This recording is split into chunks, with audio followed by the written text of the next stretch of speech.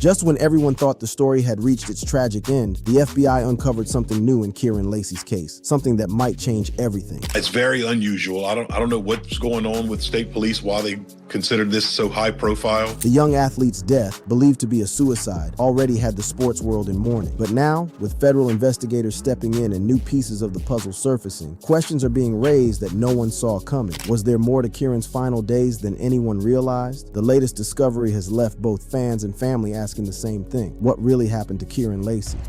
The FBI update. Many of you have been asking about claims circulating online regarding an alleged FBI discovery that supposedly changes everything about this case. But before we get into that, let's go back to what actually led to Lacy's death. It all started when a family member reported a weapons disturbance, stating that Lacy had fired a gun into the ground during a verbal argument. When police spotted Lacy, he fled in a vehicle, leading to a chase that ended when he crashed his car. When officers approached the vehicle, they found Lacy with what appeared to be a self-inflicted gunshot wound. The news of Lacy's death on April 12, 2025 sent shockwaves through the sports community, particularly among those who knew him personally. The LSU Athletics Department released a statement expressing its sorrow. "We're saddened to learn of the tragic passing of former LSU football student athlete Kyren Lacy. Our thoughts and prayers are with his family and loved ones, as well as his former teammates and coaches impacted by his passing." Lacy's attorney, Matthew Ori, also released a statement confirming his passing and requesting privacy for the family. "It is with profound sorrow that we confirm the tragic passing of Kyren Lacy. First and foremost, we ask that the public and the media give his family the space and time they need to grieve this unimaginable loss in peace." With his death, the criminal case against Lacy effectively ended, as criminal charges do not proceed against the deceased. However, civil proceedings on behalf of the victims may still continue against Lacy's estate. In Lacy's case, the grand jury hearing scheduled for April 14, 2025 would have been the next critical step. Had the grand jury returned an indictment, Lacy would have faced a criminal trial. The legal process in hit-and-run cases typically follows a predictable pattern. After an investigation establishes probable cause, charges are filed, and the case proceeds to either a plea deal or trial. In fatal cases, prosecutors often pursue the most serious charges available, seeking substantial prison time. In total, if convicted on all charges, Lacy could have faced up to 15 years in prison, though sentences are typically served concurrently, meaning the maximum effective sentence would likely have been 10 years. If Lacy were still alive, the next step in his legal journey would have been the grand jury hearing scheduled for April 14, 2025, just 2 days after his death. This hearing would have been crucial in determining whether Lacy would face formal indictment and proceed to trial. The potential outcomes would have ranged from, if the grand jury found insufficient evidence, charges could have been declined, as Lacy's attorney Matthew Ori seemed hopeful about. Ori had expressed confidence that the evidence, once fully collected and reviewed, would lead to a declination of charges. He also demanded a full and transparent review of how this investigation was conducted and why, suggesting potential issues with the prosecution's case. If indicted, Lacy would have faced a criminal trial. If convicted of all charges, he could have faced significant prison time. Under Louisiana law, negligent homicide carries a maximum sentence of 5 years in prison and a $5,000 fine, while felony hit-and-run causing death is punishable by up to 10 years in prison and another $5,000 fine. Although these sentences could potentially be served concurrently, making the maximum likely closer to 10 years, it would still represent a significant interruption to his life and career. Another possibility would have been a plea agreement, where Lacy might have pleaded guilty to reduce charges in exchange for a lighter sentence. This is a common outcome in many criminal cases, though the specifics would have depended on the strength of the evidence and the prosecution's stance. The timing of Lacy's death, just before his grand jury hearing, meant that these legal questions would remain unanswered. His death effectively ended the criminal proceedings against him, as criminal charges do not persist posthumously. However, civil litigation by the Hall family against Lacy's estate could potentially have continued, seeking damages for wrongful death and personal injuries. This legal battle will now never play out in court. On April 12, 2025, just 2 days before his scheduled grand jury hearing, Lacy was found dead in Houston, Texas, following a police chase. Reports indicate his death was a suicide by self-inflicted gunshot wound. While there was no FBI involvement in this case, one question remains. Why did it take nearly a month for authorities to issue an arrest warrant for Lacy? Some have speculated that his status as a high-profile athlete may have played a role. It's very unusual. I don't know what's going on with state police, why they considered this so high profile. I guess because of his football fame or the fact that he was entering the draft, I'm not sure. I can tell you that the Hall family doesn't care if he was high profile, low profile, or no profile. They deserve the right to know who he was and what he was going to be charged with, and they deserve justice for their father. Investigations and legal proceedings. To fully understand what was happening with Kyren Lacy's case before his untimely death, we need to look at the timeline of events. On December 17, 2024, Lacy was allegedly involved in a fatal car crash on Louisiana Highway 20 in Lafourche Parish. According to state police reports, Lacy was driving a 2023 Dodge Charger when he allegedly passed multiple vehicles at high speed in a no-passing zone. Well, tonight, former LSU wide receiver Kyren Lacy turned himself in on charges related to a hit-and-run that killed a man. Lacy declared for the draft after graduating in December. Now, he could be charged with negligent homicide. This reckless maneuver reportedly forced another vehicle to swerve to avoid being hit, causing a chain reaction that resulted in a head-on collision. The crash claimed the life of 78-year-old Herman Hall, a former Marine and retired law enforcement officer, and left several others injured, including Hall's wife, who suffered serious injuries. Louisiana State Police say Lacy was driving recklessly along LA 20 in Thibodaux on December 17th, at one point crossing the center line. Drivers in the northbound lane tried to swerve out of the way, causing a head-on collision that took the life of Hall. I think that tells us a lot about Kyren Lacy. What makes this case particularly controversial is what happened next. Lacy allegedly fled the scene without rendering aid or contacting authorities. It wasn't until January 10, 2025, nearly a month after the incident, that Louisiana State Police issued an arrest warrant for Lacy on charges of negligent homicide, felony hit and run with death, and reckless operation of a vehicle. I don't understand why state police would withhold the information, like the name of the defendant, because he plays football. That's ridiculous to me. WBRZ asked State Police why it took 3 weeks to file the warrant. They said they had to speak with witnesses and look for all possible evidence to confirm Lacy was driving. State Police defended their timeline, stating they needed to interview witnesses and collect sufficient evidence to confirm Lacy was driving the vehicle. However, the attorney for Hall's family, Digger Earls, expressed concerns about the handling of the case, particularly the decision to withhold Lacy's name from the public for an extended period. Lacy gained fame this past fall around the country, leading LSU football in touchdowns and recording 866 receiving yards. Why do you think it took so long for them to release the high notoriety person? Is that usual for a case like this? Based on the evidence collected, investigators determined that Lacy was driving a 2023 Dodge Charger on Louisiana Highway 20 when he allegedly crossed into the oncoming lane to pass multiple vehicles in a no-passing zone. This reckless maneuver reportedly caused other drivers to take evasive action, resulting in a collision that killed Herman Hall and injured others, including Hall's wife. 2 days after the crash, a detail that has raised eyebrows among many following this case, Lacy announced he was entering the 2025 NFL Draft. This timing has been questioned by many, including the attorney representing Hall's family. It does tell us a lot about who Kyren Lacy is. He's involved in this incident where a gentleman unfortunately lost his life, severely injuring Mr. Hall's wife.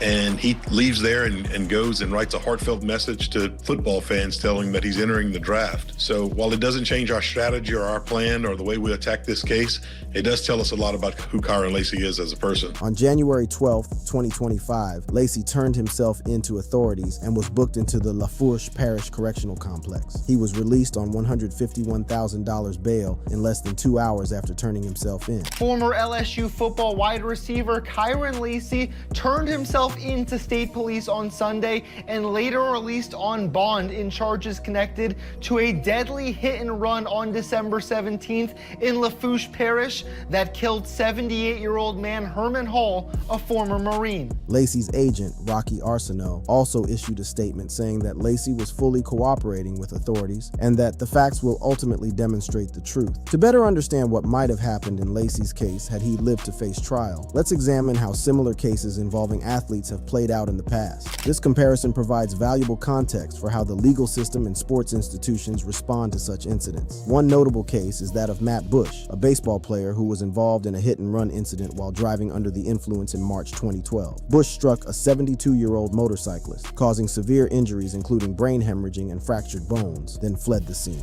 He was charged with DUI with serious bodily injury, leaving the scene of an accident with injury, and other offenses. Bush was sentenced to 51 months in prison, serving serving approximately 3.5 years before being released in October 2015. Remarkably, Bush was able to resume his MLB career after prison, signing with the Texas Rangers in 2016 and even pitching in the playoffs. This case demonstrates that for some athletes, a hit-and-run conviction with serious injury can lead to a career interruption, but not necessarily a permanent end. Another relevant example is Jung-Ho Kang, a third baseman for the Pittsburgh Pirates. In 2016, Kang was involved in a DUI-related hit-and-run in South Korea, where he crashed his vehicle into a guardrail and fled the scene. Fortunately, no one was seriously injured in this incident. Kang received an 8-month prison sentence, suspended for 2 years. The impact on Kang's career was significant. He missed the entire 2017 MLB season, and upon returning in 2018, his performance declined. He eventually returned to the Korean Baseball Organization in 2019. This case illustrates how even a hit-and-run without fatality can derail a professional sports career, particularly when combined with other legal troubles. For cases involving fatalities, the consequences are typically more severe. The most notorious example is Aaron Hernandez, a tight end for the New England Patriots, who was convicted of first-degree murder in 2015. Hernandez was sentenced to life in prison without parole and later committed suicide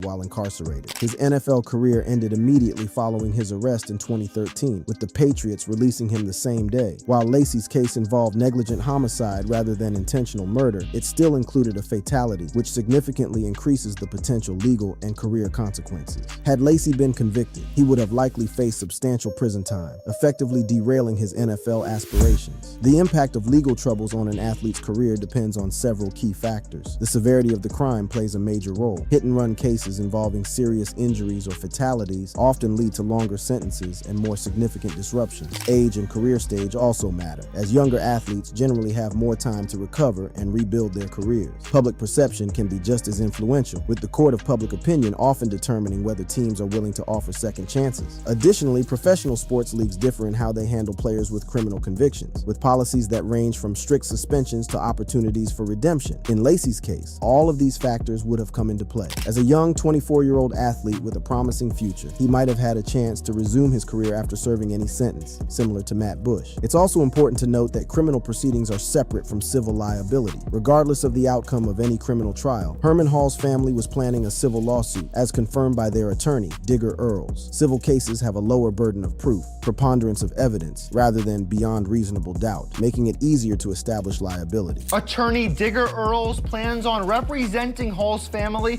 in a civil lawsuit, and although he didn't personally know Hall, he knew what he stood for. With Lacy's death, the criminal case has ended, but civil proceedings against his estate may still continue, seeking damages for wrongful death and injuries sustained by the victims. Impact on families, career prospects, and reactions. The ripple effects of the December 17, 2024 crash and Kyren Lacy's subsequent death extended far beyond the legal proceedings, profoundly impacting multiple families and communities. For the Hall family, the loss of Herman Hall, a 78-year-old former Marine and retired law enforcement officer, created an irreplaceable void. Hall was described as a man who had dedicated his life to public service, first through military service and later through law enforcement. By all accounts, he was a wonderful man. You know, he was a retired Marine. He served his country, retired from the Marine Corps, retired from the Sheriff's Department. So he literally spent his lifetime fighting for justice for all of us.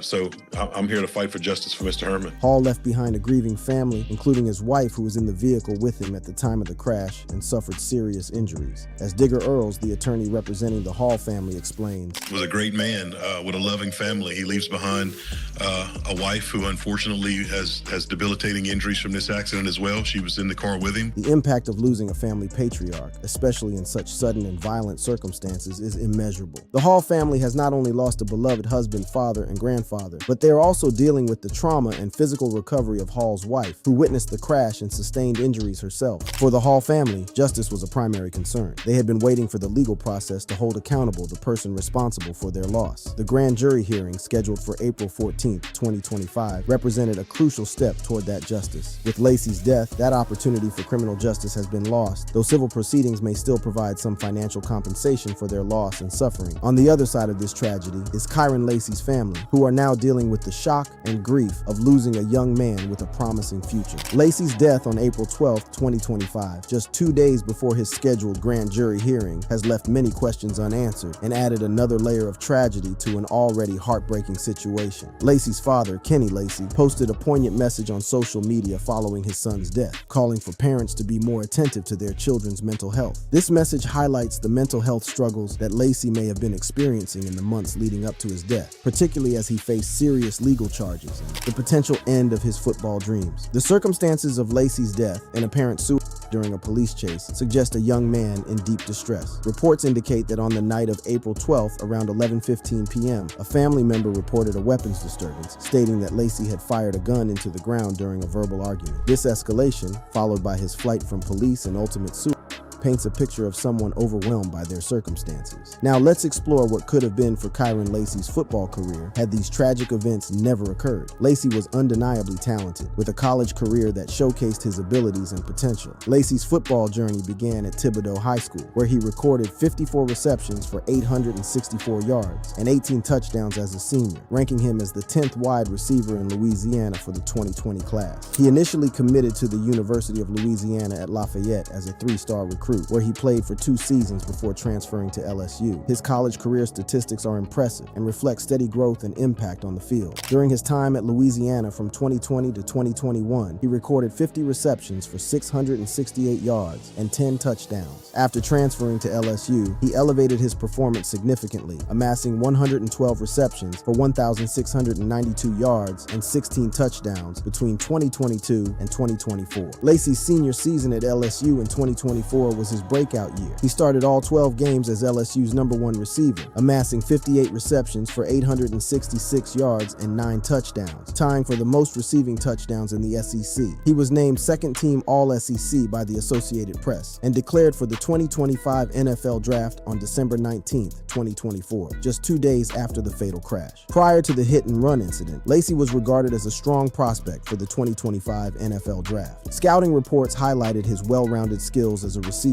praising his nuanced release package, polished route running, natural ball tracking ability, and reliable hands. Some mock drafts had Lacy going as high as the first round, with one projection placing him with the Pittsburgh Steelers at number 26 overall. One mock draft by the Draft Network had him going to the Pittsburgh Steelers at number 26 overall, noting his playmaking ability. His physical profile at 6 2 inches and 215 pounds made him a versatile option, with comparisons to established NFL receivers like Keenan Allen. His combination of size, skill, and college production made him an attractive prospect for teams needing receiving talent. Based on typical rookie contracts for first-round picks, Lacy could have expected a multi-year deal worth millions of dollars, with significant guaranteed money. Had Lacy not been involved in the hit-and-run, his career trajectory likely would have included being selected in the 2025 NFL Draft, potentially in the first or second round. This would have likely translated to a substantial rookie contract and the opportunity to establish himself as an NFL receiver. Among the most emotional reactions came from rapper Boosie Badass, who hails from Baton Rouge, Louisiana, and has long been connected to the LSU sports community. Boosie's reaction to Lacy's death reflected the shock and sadness felt by many.